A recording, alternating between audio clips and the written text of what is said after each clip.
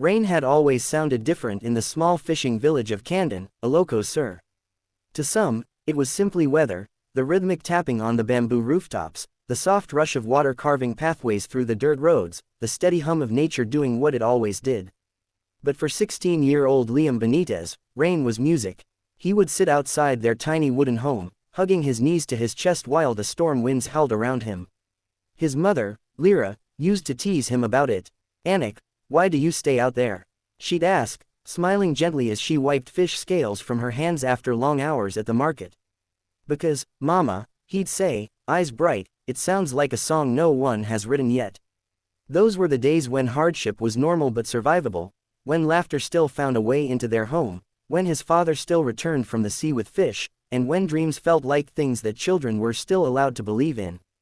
But dreams, Liam learned, were fragile. Sometimes, they shattered without warning. The tragedy that changed everything. It was a storm far stronger than the usual ones, the kind that rattled houses, uprooted trees, and dragged fishing boats like toys across the raging water. Liam remembered the sound of the wind the night his father didn't come home. It didn't sound like music that time. It sounded like a warning, like the earth itself was grieving. For hours, his mother paced back and forth, whispering prayers through trembling lips. "Your papa knows the sea," she said to comfort herself, not him. "He'll be home soon." But dawn came with heavy news. A neighbor knocked at the door, his face pale and wet from a mix of rain and tears. They found his boat, but not him. Liam felt the world tilt sideways.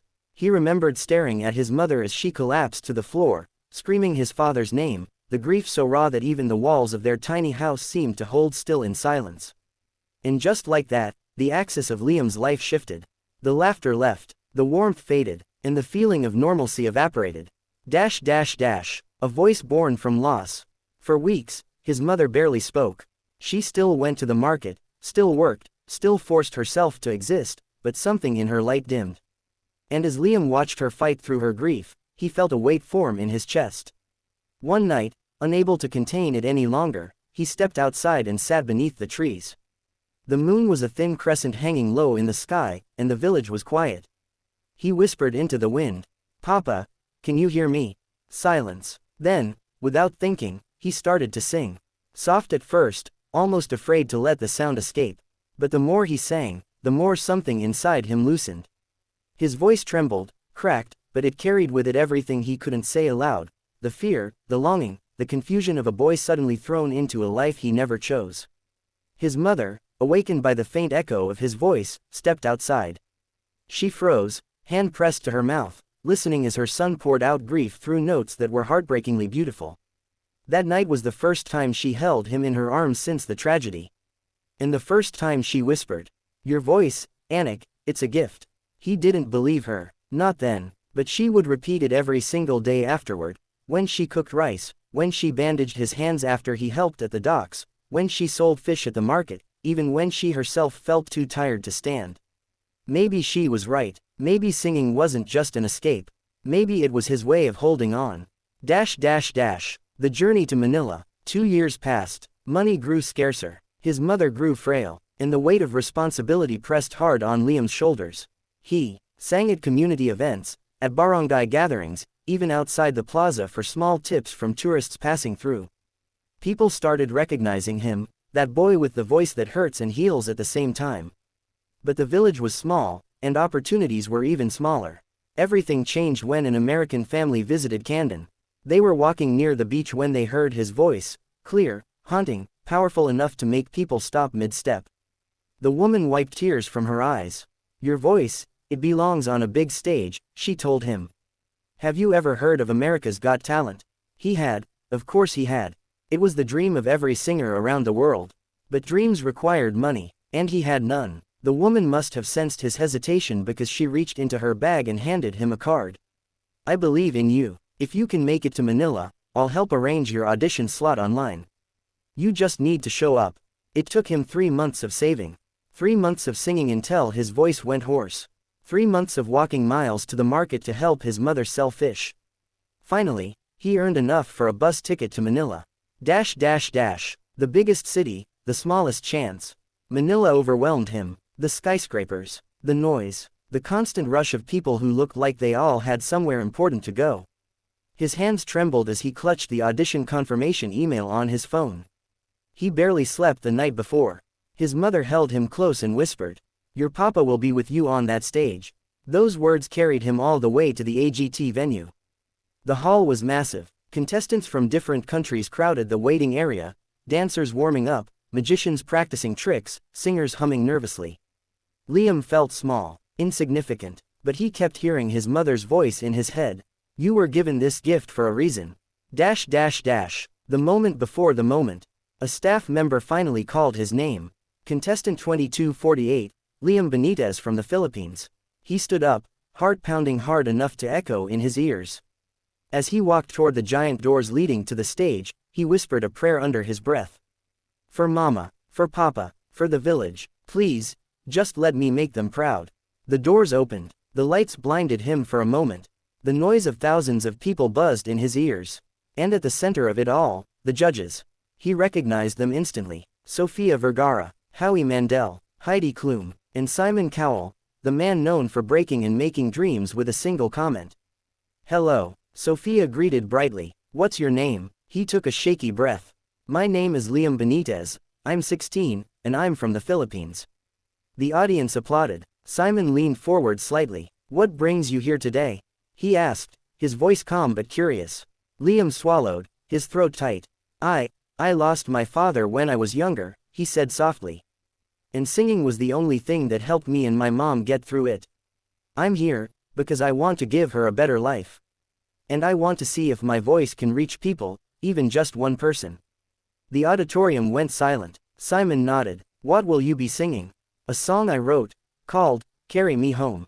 Sophia's eyes widened. "You wrote it yourself?" "Yes, ma'am." Simon leaned back. "I like original songs." "All right, Liam, the stage is yours."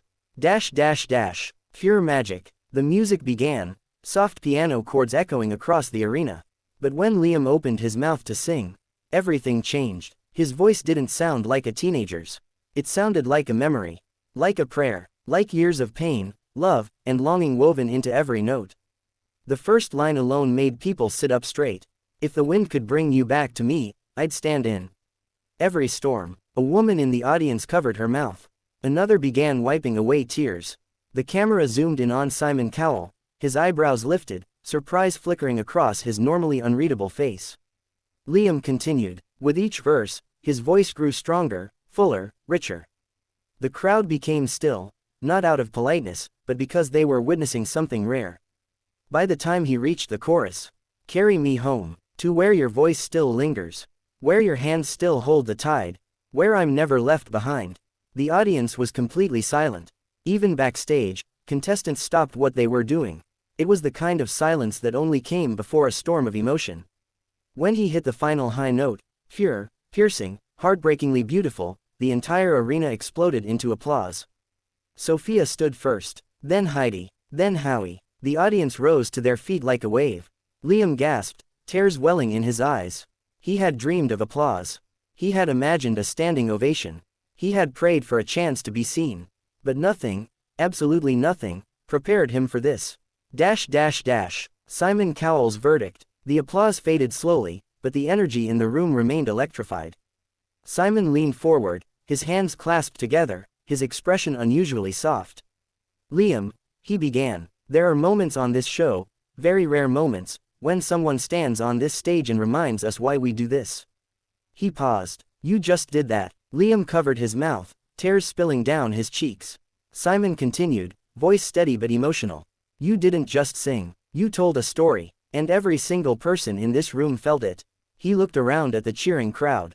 "You have a gift, one that was born from great pain, but also great love." Sophia wiped tears from her eyes. "That was beautiful. You're only 16, you sound like someone who has lived 1,000 lives."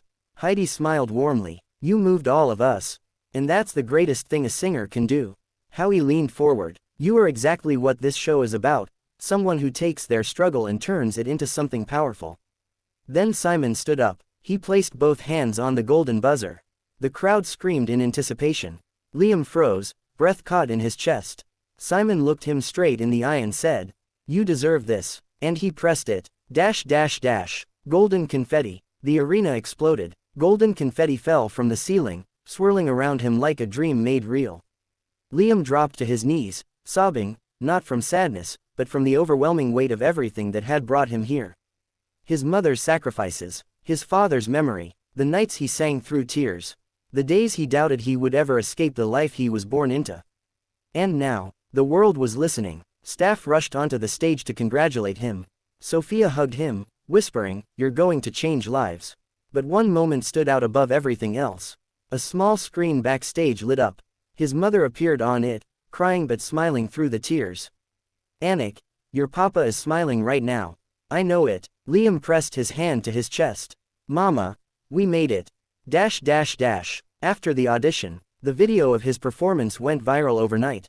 Millions watched the clip, thousands commented, saying his voice helped them heal from their own losses. People from all over the world sent messages of love, support, and admiration. Liam read each one with disbelief. He wasn't a fisherman's son anymore. He wasn't just a boy from a small village. He was someone who touched hearts. Someone the world wanted to hear more from. But fame wasn't what he cared about most. What mattered was seeing his mother smiling again, a real smile, the kind she hadn't shown since.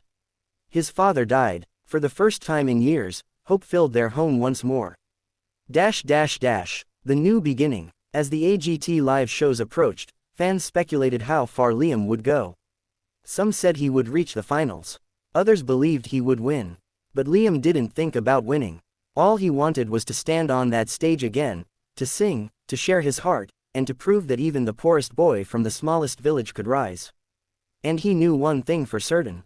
His voice wasn't just born from hardship. It was born for the world. And he was finally ready to give it everything.